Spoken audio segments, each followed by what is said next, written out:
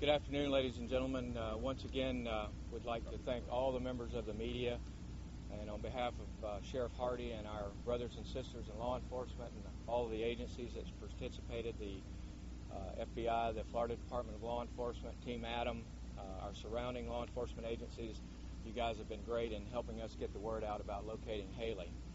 I'll give you a little information today about what we've accomplished today. We had another good day of search.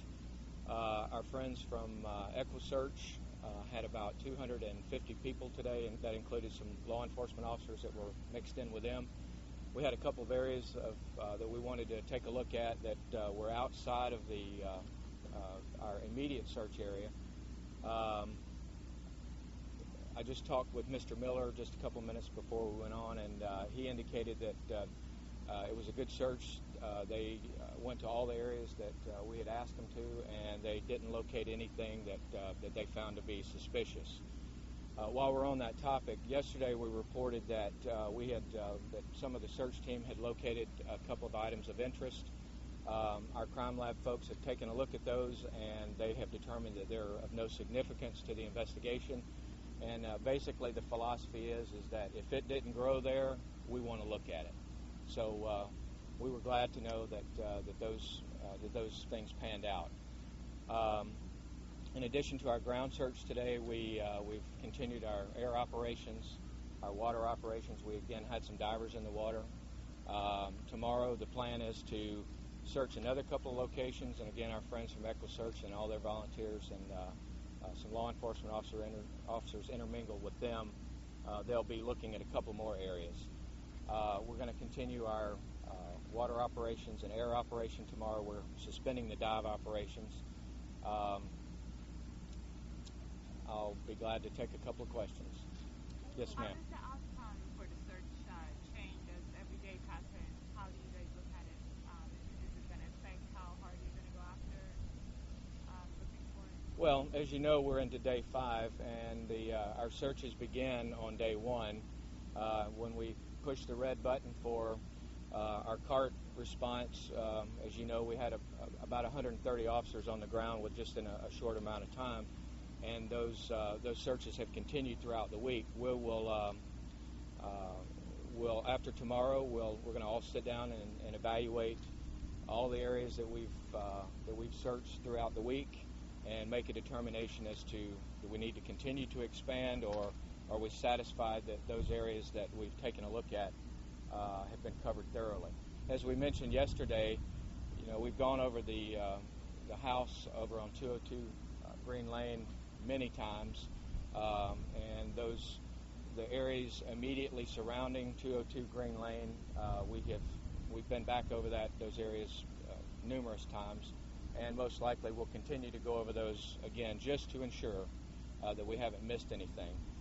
How are your efforts with the family? How's that progressing? That's the other whole side of the investigation. As you've probably seen, we've had our own victim advocates from our office, as well as victim advocates with the surrounding law enforcement. We've had a really good turnout. They've been spending a lot of time with them. Our lead investigators have been with the family and throughout the day, just kind of telling them what's going on, just touching base with them. But again, the family has been extremely cooperative. They seem to be very happy with our efforts. And the brother, a person of interest. I understand he is not in Kentucky or wherever he was. He's supposed to be here. Not. Is he a sex offender? Those are my questions. Well, as we've continued to say all along, everybody is a person of interest. As we speak, we're continuing those interviews with some family members and even some friends of some family members. Again, we're talking to everybody. I mean, specifically to him, is he a registered sex offender? And I guess that's my question. Is he a registered sex offender? I want to confirm. Okay, well, you're asking me the brother of the...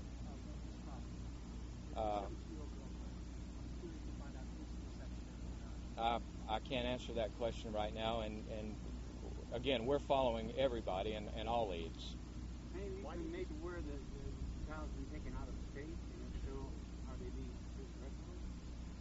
Again, as I've said, or we've said all along, we're following all leads, If that takes us out of state, we've got the resources to do that. Has anything come from out of state? Not at this time.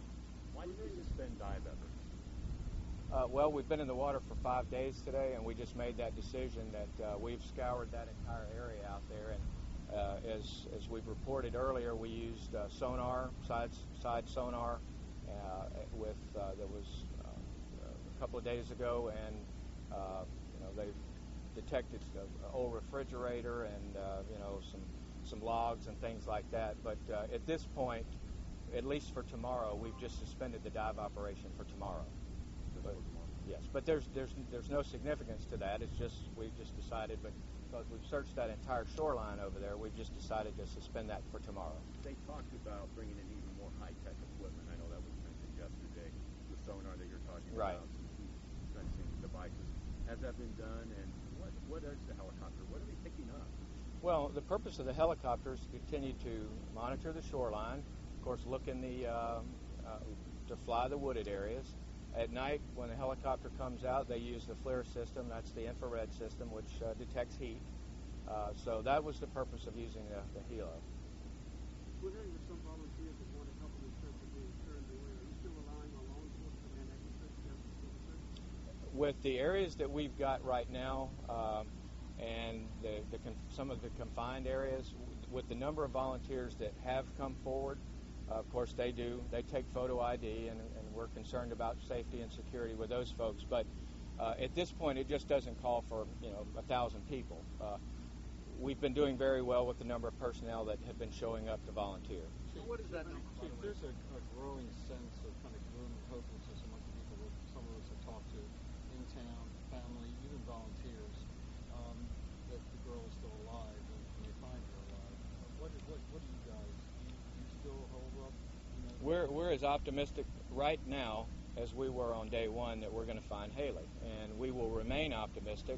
And as we've said all along, we're not going to stop looking for her. Optimistic you're going to find her alive? That's our goal. Chief, I know you didn't reveal specific polygraph tests. Can you give us a number of how many people have been tested with the polygraph, and also if any of those have come back questionable? Well, of course, we're not going to discuss results, and so if your question is anything questionable, we're not going to go there. But we have polygraphed numerous people. And again, as we said early on, we were offering polygraphs to family members and anyone else associated with this family. And we've had cooperation. Do you have any numbers? No, sir, not specific numbers. Chief, what do you know about that footprint that was made in that report? Yes. That was the initial report that was documented by the first responding officer. And the first responding officer was a deputy sheriff, and he was assisted by a local law enforcement work dog, a shepherd type dog. And in the report, and I think some of you may have gotten a copy of that. If not, we can make that available for you.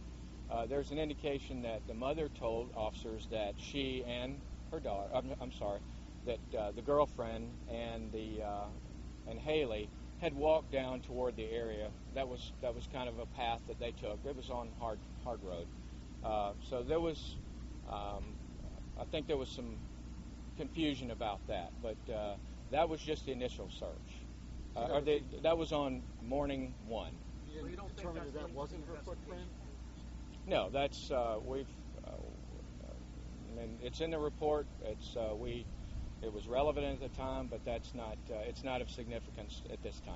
Chief, since those items of interest have been ruled out, can you tell us where they were? Really, we don't want to get into that. Like I said, if it's something that didn't grow in the woods, we've asked our friends with EchoSearch to let us know about it, so we can take a look at it. But all that's going to do is I mean, they were simple items, and they just happened to be in this wooded area. And again, no significance, but that would only serve to just fuel further questions. So it's really not relevant. We're just not going to discuss it. Chief, have you I'll asked take the two girl- more questions. You've been back to square one every day the past week. Is that frustrating for you now? Well, of course we're frustrated. Our number one mission here is to find this little girl and get her back to her family. And yes, we're very frustrated, and just like I'm sure you guys are, the community is, the family is. But We haven't lost our motivation or our drive. Our folks have been out here 15, 16, 17 hours a day, and we'll continue to do that.